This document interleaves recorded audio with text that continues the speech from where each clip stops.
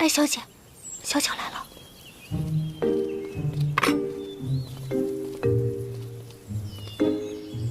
小乔姐，你怎么来啦？三少奶奶，我给三少爷送药来了。小巧啊，你这每天跑过来跑过去的不累吗？要不你把这药给小喜，让他来接。三少奶奶说的倒是个好主意，不过这熬药送药是老太君吩咐的，她不发话，我哪敢偷懒呀？您说是不是？有道理。小喜，哎，把这药给三少爷端过去。是。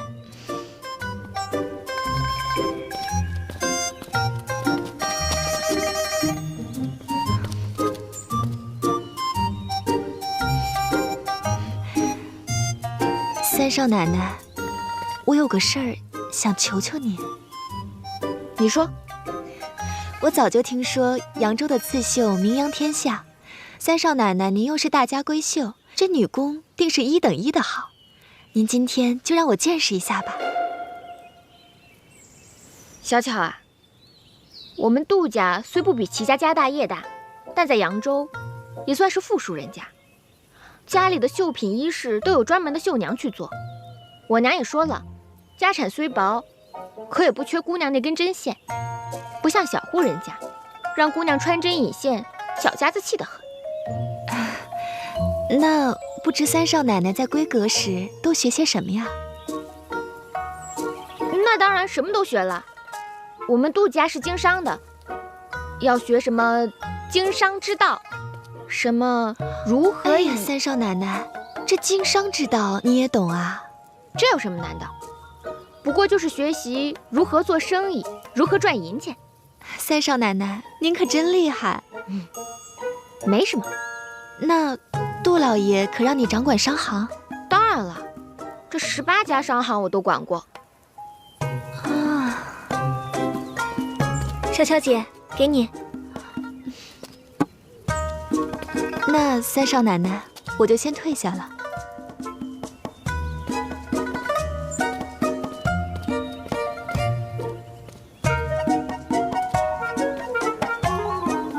哎，小姐，你们俩刚刚说什么了呀？管过18家商行，哼，这话你信吗？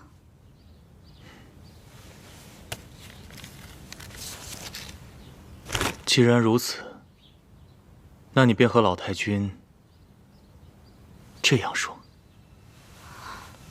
让老太君去查齐府账目，就说刻不容缓。记住没有？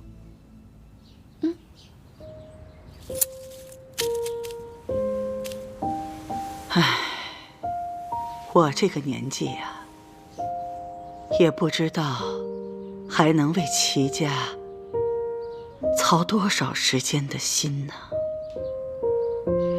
天磊呢，身体时好时坏的，也不知道他能不能顶起齐家的门户。好在呀，我有一个世招，要不然呐，我可真是寝食难安了。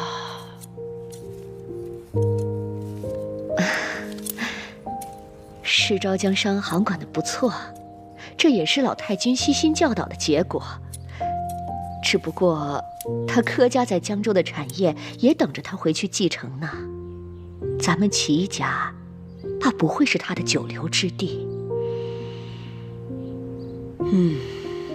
这件事情我也想过，可是天磊现在还不能出来主事啊。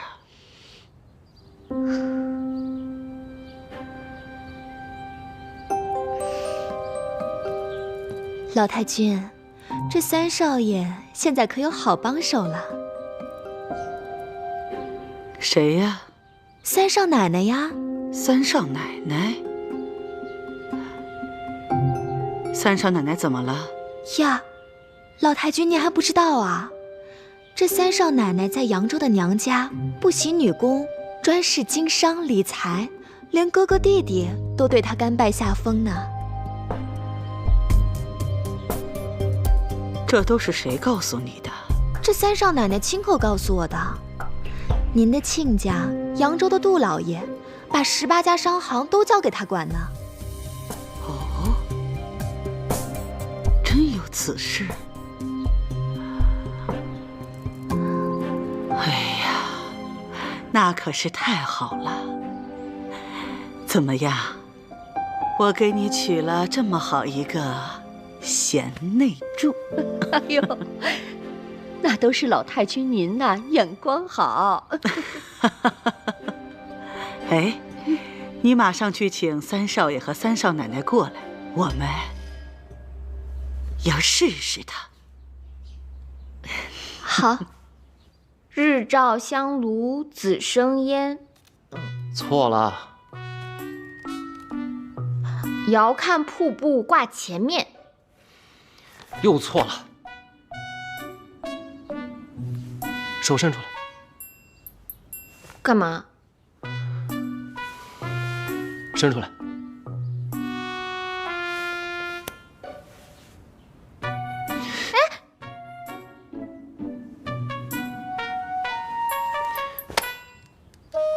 这都念不对，再来。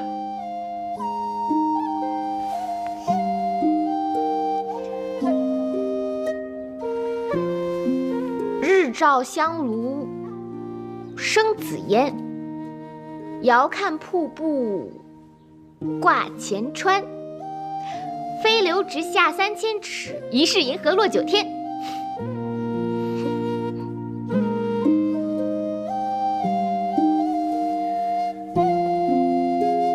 伸出来。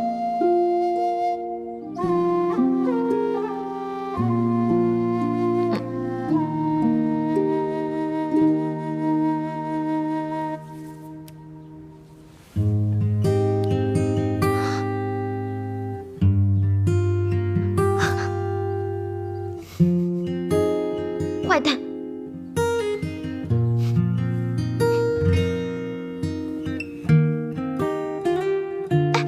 包家小来了，快坐，渴，快渴。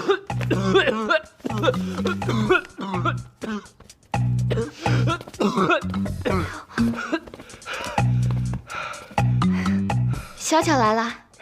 三少奶奶、三少爷，你们看书呢，可让我好找啊。有什么事儿啊？老太君有请。老太君找我什么事儿啊？在咱们齐府，只要是老太君有请，不是好事儿也是大事儿。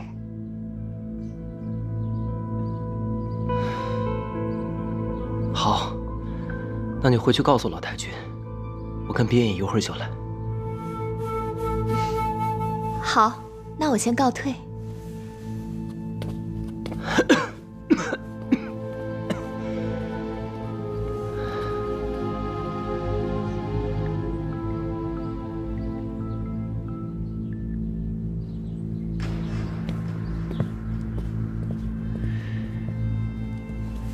奶奶，奶奶，母亲，母亲，过来坐，过来坐，快坐吧。坐下。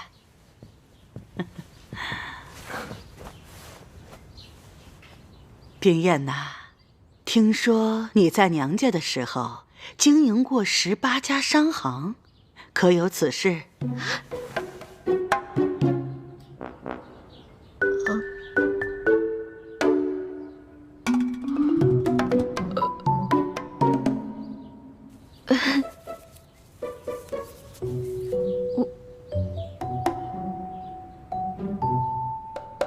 管过。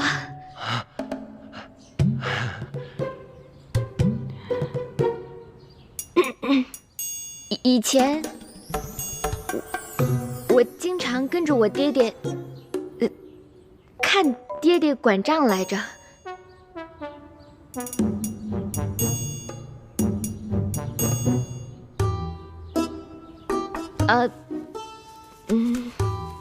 我爹爹就让我试着管了几家，看我管得还不错，就说等我18岁之后再让我管理几家来着？18家啊，管理18家，对，18家。然后我还没到18岁呢，就嫁到林州来了，所以实际上还没有管到18家呢。已经很不错了。你一个女孩子，小小的年纪就跟着父亲管理商行。奶奶我25岁才开始管理商行。天磊啊，你这个新娘子比奶奶当年我要有能耐得多。坐吧，坐吧。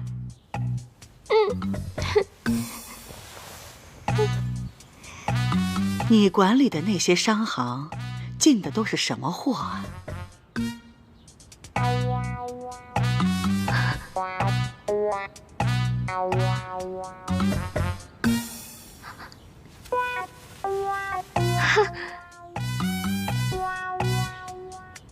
木头，都是木头，奶奶。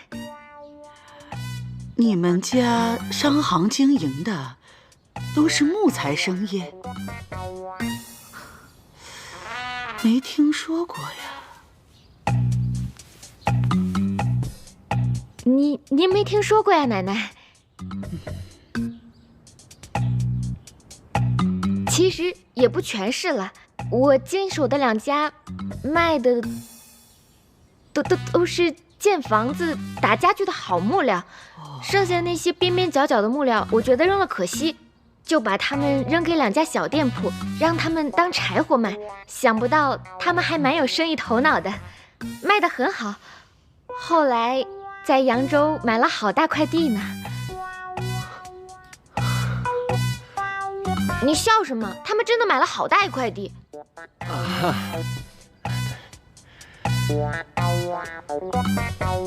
不错不错，你这个小丫头啊，还是蛮有经商头脑的。啊，对，做生意就是要学会动脑子。我们家天磊啊，身子弱，以后在这方面，奶奶可就要倚重你了。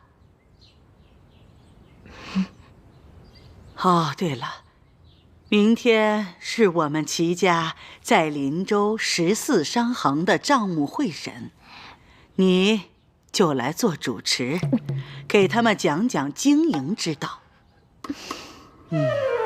可好？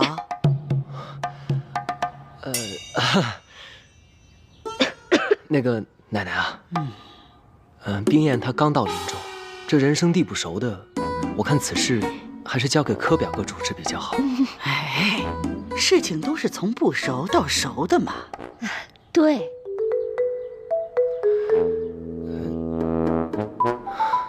奶奶，这冰燕也是刚到咱们齐府，又是年轻后辈，担此重任不太合适啊。有什么不合适的？我看挺合适的，这事儿就这么定了。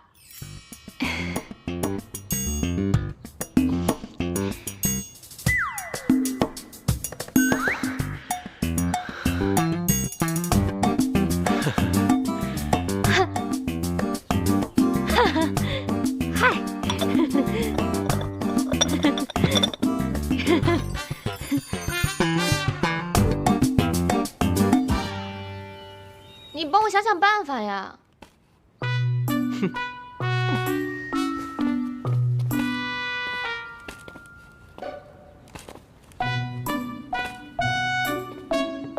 哎，小姐，你的脸上怎么都是汗呢？吹的。吹的？这风怎么还能吹出汗呢？吹牛吹的。你们家小姐呀，把这牛都吹到天上去了。她说她在扬州管过18家商行，那老太君一听，开心的不得了，明天就要考她，让她去参加这14家商行的账目会审。啊！哎呀，这可不是玩儿，小姐，你会考糊的。那就不考了，我们走。走哪儿啊？回扬州。哎，你们可不能走啊！你这脚底抹油一溜，那岂不是麻烦就大了？能有什么麻烦啊？你想想，你要是现在一走，岂不是证明了你自己不是杜冰雁，而是假冒的杜冰雁？人家能放过你？还不光是你，你那扬州的爹娘都会受到牵连，他们还会吃官司，倒大霉。小姐，齐三公子说的对啊，咱们不能溜啊。那能怎么办嘛？考我又不会，走又不能走。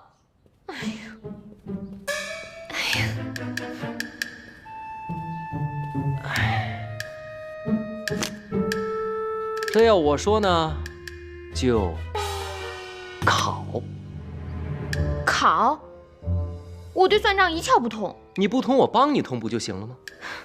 我自小在武馆长大，对做生意根本不感兴趣。我也不是那种爱钻钱眼的人。这话说得好啊！知我者，侠义人是扬州李玉湖李小姐是也。不过这句话可不能明天说，明天得换一个说法。说什么？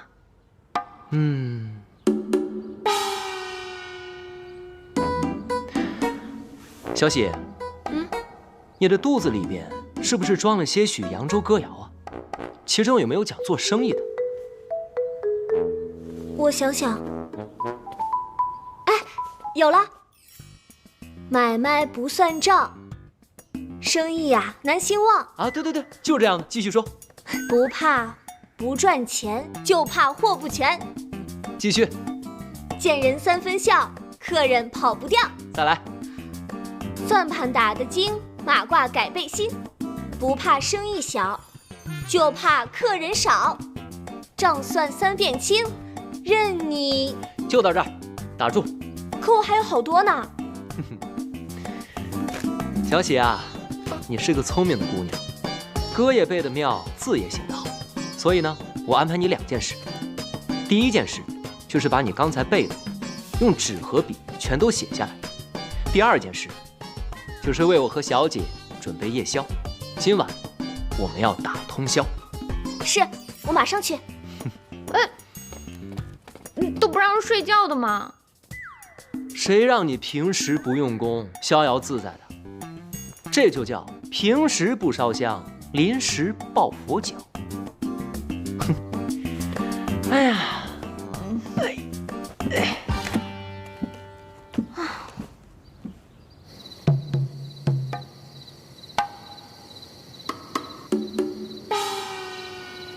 小姐，你快背呀！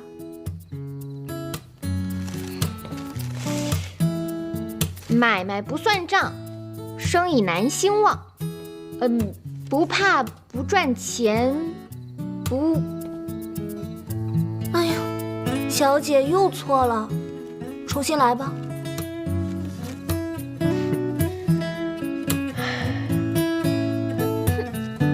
买卖不算账，生意难兴旺。不怕不赚钱，就怕货不全。见人三分笑，客人躲不掉。做商变行商，财源达三江。哎呀，对了，这次全都对了，一句都没错。小喜，你已经办好了2件事情，我再交给你1件。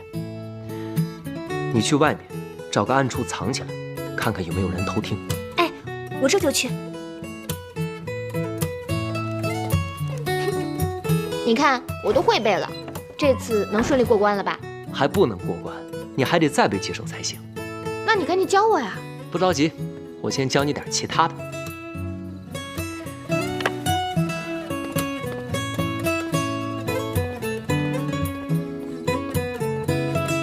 坐吧。明日你便照葫芦画瓢，按我做的，原模原样的演一遍即可。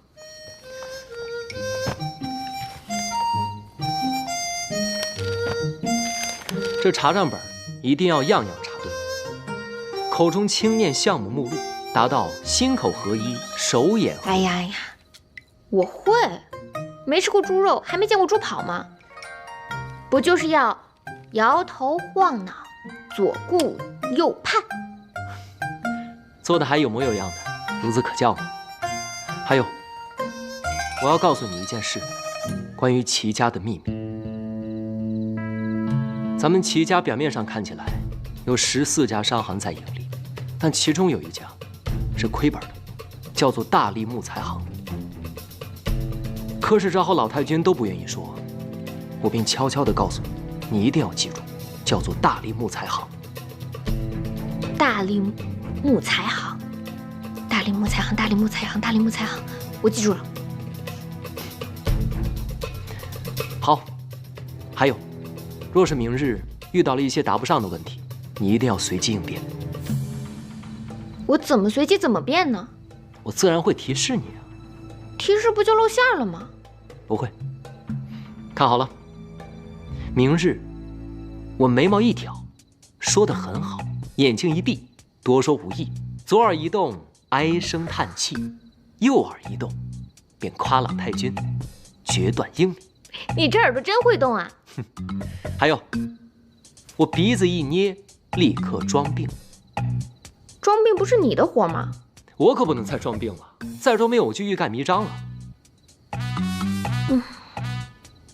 明日只要你一见我捏鼻子，你就要装出一副要呕吐出酸水的样子，就像这样。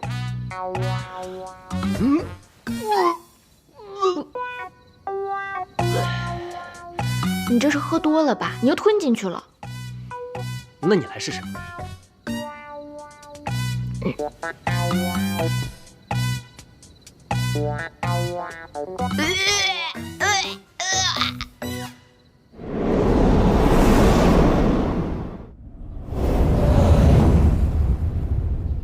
各位主管，请喝茶。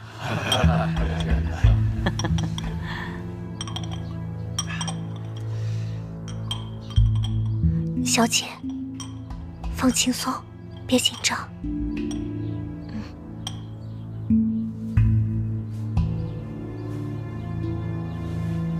外祖母，他们人都到齐了，可以开始了。各位主管，今天我要给你们介绍一个人，她是我的孙媳妇，杜冰燕。她娘家在扬州是有名的大商户，16岁她就开始管理商行。今天特意带她到这儿来跟大家见个面，致个礼。冰燕，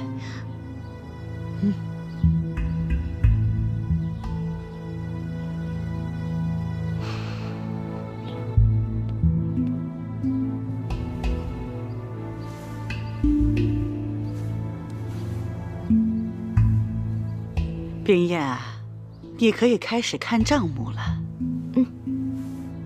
外祖母，既然表弟妹是商贾世家，誉满扬州，不妨先让她说说这杜家的经商之道，以及投资之窍吧。您看如何？有意思。哎，冰燕啊，那你就跟大家伙说说呗。在座的诸位都是行家，冰燕在这里班门弄斧了。说到这行商之道、理财之窍，想必各位都很清楚。小时候我爹爹也教过我，这个道理可太长了。可是我们扬州人做生意喜欢长话短说，所以我就跟大家说道。要是说得好，请诸位捧个人场；要是说得不好呢，就请诸位多多包涵。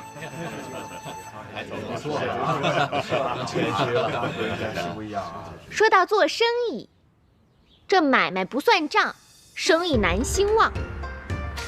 不怕不赚钱，就怕货不全。见人3分笑，这客人啊跑不掉。做商变行商，财源达3江。果然是出口成章，是才女。飘小十里，满城共聚欢喜，相遇曲折离奇。就算跨这算盘打得精，马褂变背心。不怕生意小，就怕客人少。绳捆3道紧，这账算3遍才能清。这消息抓不准，买卖得亏本。好，好，言之有理啊！好，说得好啊！这问不烦，挑不厌，生意兴隆，客满店。一样货百样卖，嘴甜似蜜，卖得快。货畅其流，利无尽头。本大利宽，薄利多销。随行就市，水涨船高。鸡要卖叫，鱼要卖跳。眼睛一闭，多说话。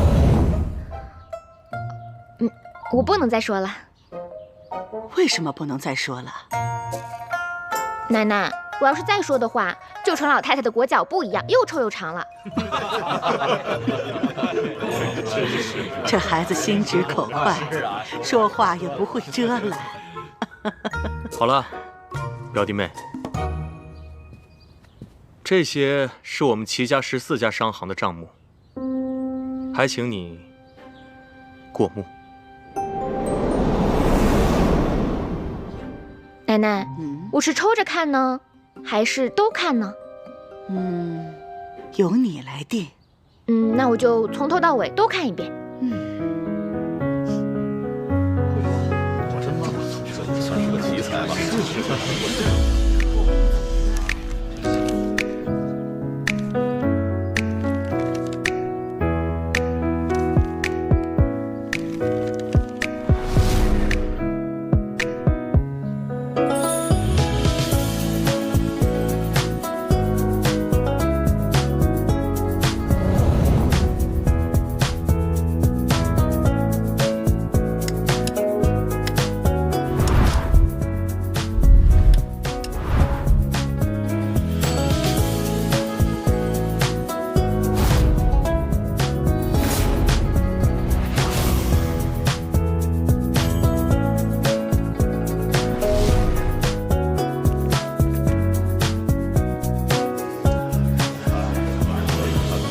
奶奶，这些账做的都挺好的，就只是有一家动了歪心思，有些弄虚作假。这丫头眼睛怎会如此之尖呢？冰燕呐，这美罗账本的旁边都有商会的名字，你刚才说的弄虚作假、动歪心思的，是哪一家商行啊？那就是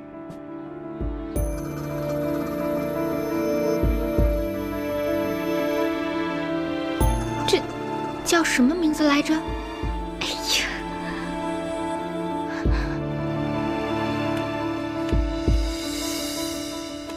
哪一家？叫什么木材行？没关系，你就大胆地说吧。我得套出来。奶奶，我呀有个能力，就是能听懂大家心里打算盘的声音，他们会和手里的算盘打架。要不给您展示展示？好啊，各位，咱们一起来看看三少奶奶的本事。各位大主管，算盘打起来！好，打起来！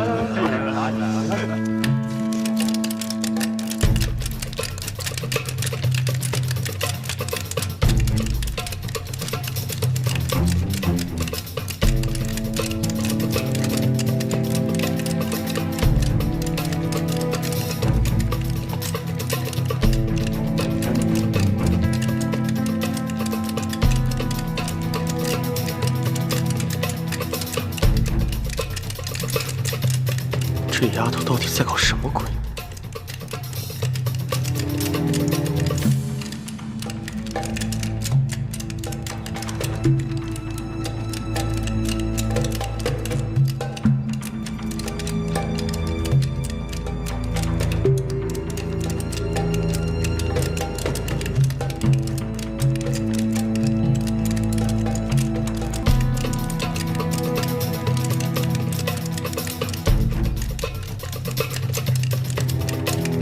停。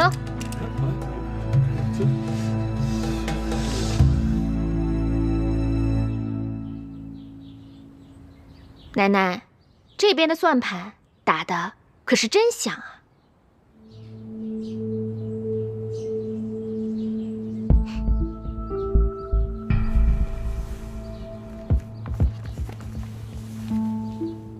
童叟无欺，生已精；诚信经营，生已兴。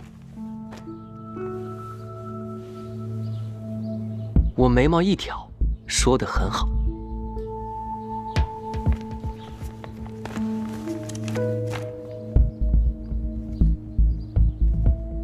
要想生意好，这账啊得算清。就是他。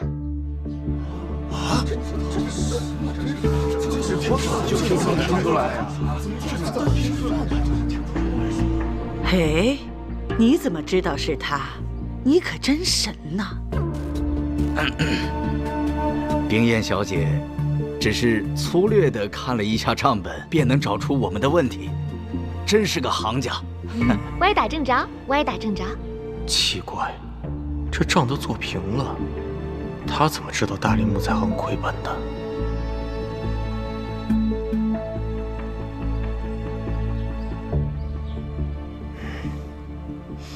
表弟妹，你果然聪慧过人，世昭佩服。来，请坐。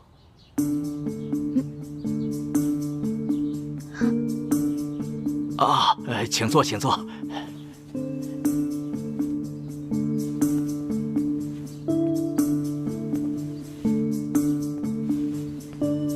表弟妹啊，这个是大理木材行的账本，还请你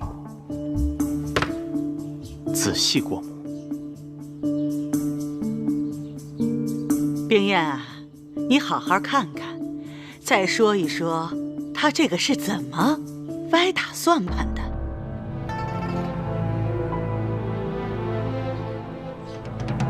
这该死的怎么还不说话？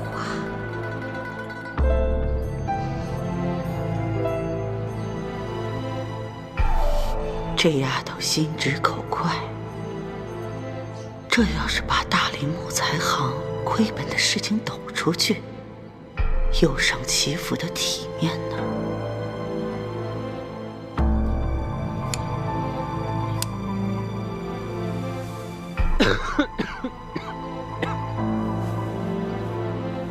明日只要你一见我捏鼻子，你就要装出一副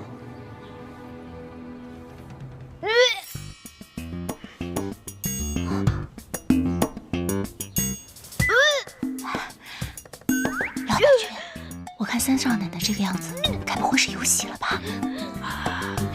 我看像。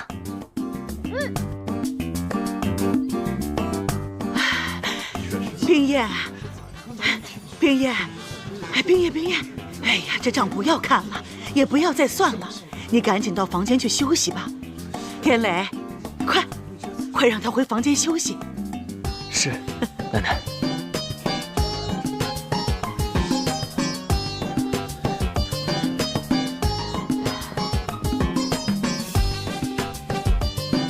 小巧，你快去帮忙。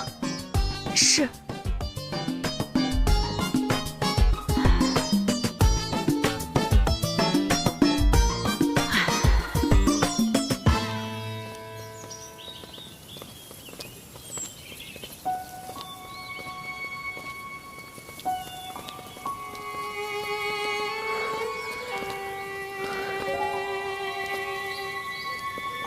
就到这儿吧，小巧，回去告诉老太君就放心了。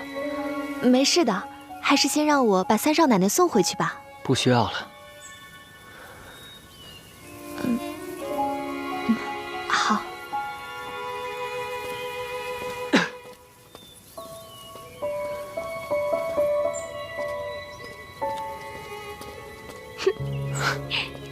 哎，这个病症可真管用，我有。奶奶就让我走了。哎，这到底是什么病的病症啊？以后我遇到麻烦就这么着。我的小姐呀，这个病可是不好时时拿来当挡箭牌的。为何？是游戏了。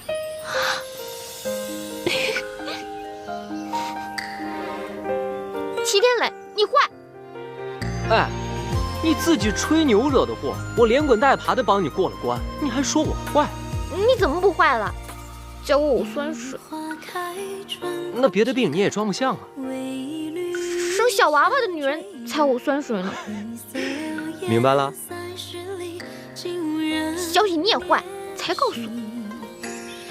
我告诉你啊，这小喜不坏，我也不坏。我又没有把小娃娃从你脚底心塞进去啊。你坏，坏死了！你坏，坏死了你！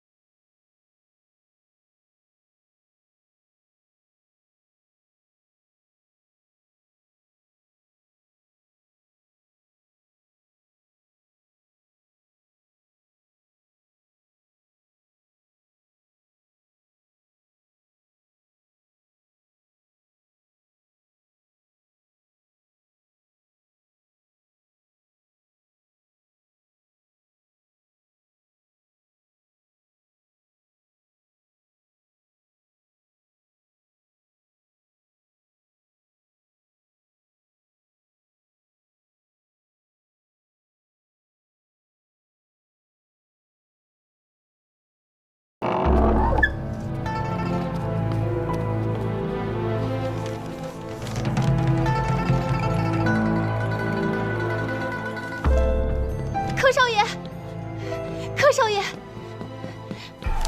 三少爷和三少奶奶在那边练武呢。三少爷身体没病，他在练武。别打了！小姐，饶了我吧！小姐，我再也不打了，小姐。我敢赌咒，如果我看花了，由不得好死。你什么意思？就让我看这个？千真万确，我刚才真的看见他们在练武。好了，冰叶。好了，这种事没必要赌咒这么严重。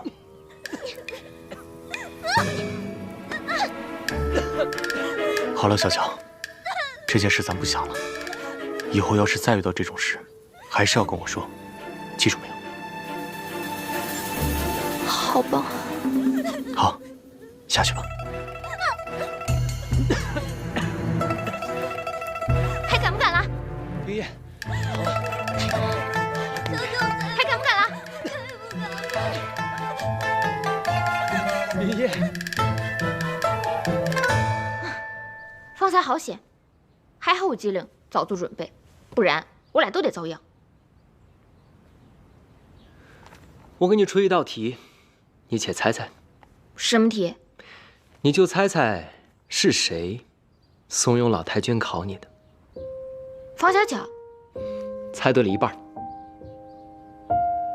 柯少爷，这还差不多。可他为何与我作对啊？此事说来话长，你再在齐府待些时日，我慢慢告诉你。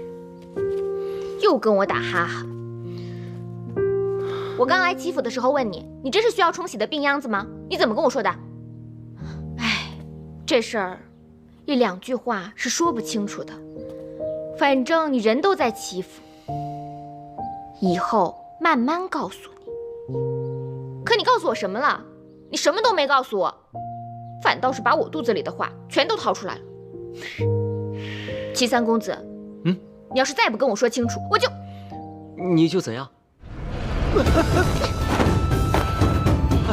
我可防着呢。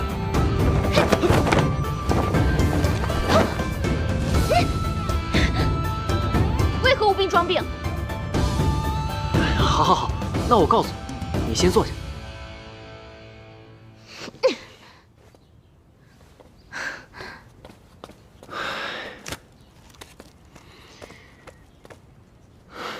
行，那先且说这齐三公子为何有病变无病，无病变装病？你能不能不要这么多废话，赶紧说吧。好，我说。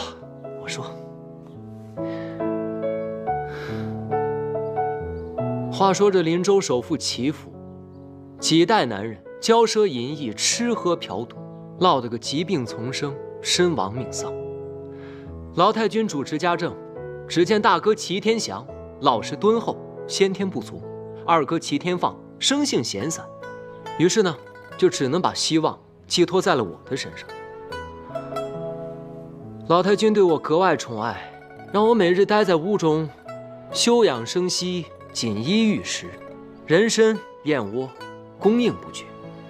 可正是因为这样的宠爱和骄纵，让我灵气有余，精气神不足，落了个病秧子的下场。但这不幸中的万幸，我这歪歪扭扭的病秧子也长大成了人。可是近几年，咱们齐府不知沾染了什么邪气，怪事不断。什么怪事？